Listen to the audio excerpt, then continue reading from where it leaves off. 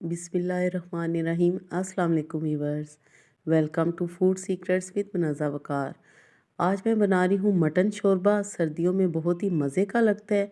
Mutton शोरबा बनाना बहुत ही आसान है और बहुत ही फ़ायदेमंद है।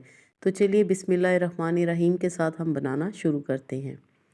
यहाँ पर है मेरे पास 1 केजी मटन। इसको मैंने वॉश करके प्रेशर कुकर में डाल दिया है। साथ ही में इसमें मैं डाल दूँगी 1 दालचीनी की स्टिक और 1 मोटी इलायची। ये डालनी बहुत ही ज़रूरी है। साथ ही में 1 टीस्पून सफ़ेद ज़ीरा डालेंगे।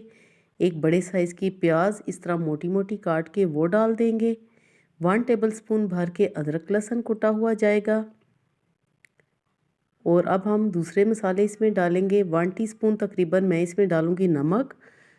1 एंड हाफ़ टी स्पून मैं डालूँगी सुर्ख मिर्चें।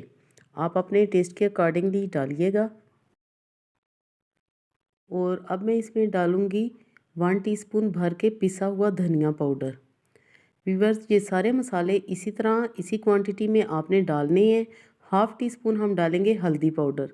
साथ ही में डाल देंगे 2 गिलास पानी। दालचीनी और मोटी इलायची डालने का ये फ़ायदा होता है कि इसके बेशुमार फ़ायदे हैं जो कि हमारे लिए बहुत ही ज़रूरी हैं। तो ये आपने स्किप बिल्कुल भी नहीं करनी। और सालन भी बहुत ही खुशबूदार और टेस्टी बनता है। अब हम प्रेशर कुकर को बंद कर देंगे आधे घंटे के लिए।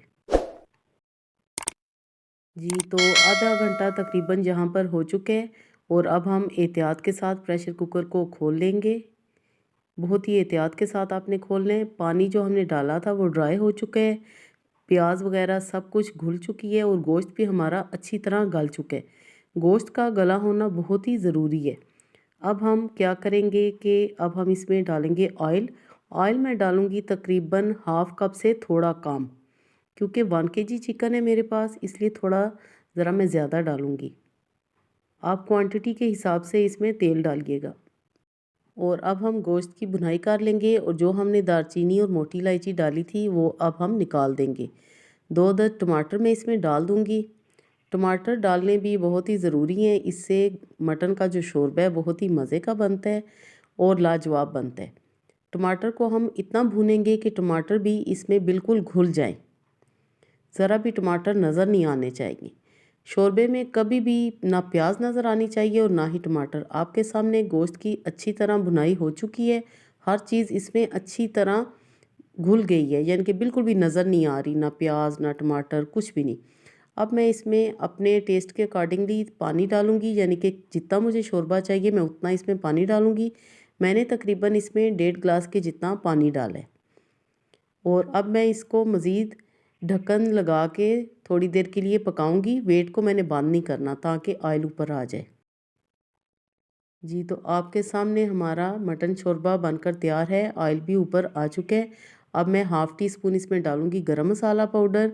इस स्टेज पे आपने गरम मसाला डालना है, कभी भी शुरू में नहीं डालना।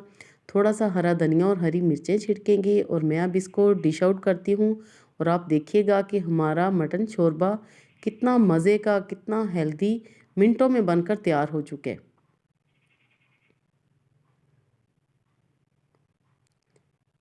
जी, ये देखें माशाल्लाह इतना अच्छा गोश्त भी गल चुका है और शोरबे की कंसिस्टेंसी भी बहुत ही ज़बरदस्त है।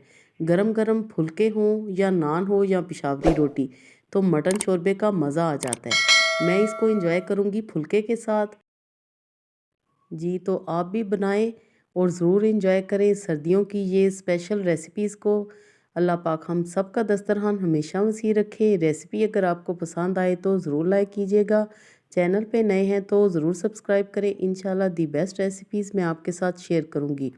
अल्लाह पाक हमेशा दस्तरखान हम सब का वसी रखे। Thanks for watching. Next video तक के लिए अल्लाह हाफिज़।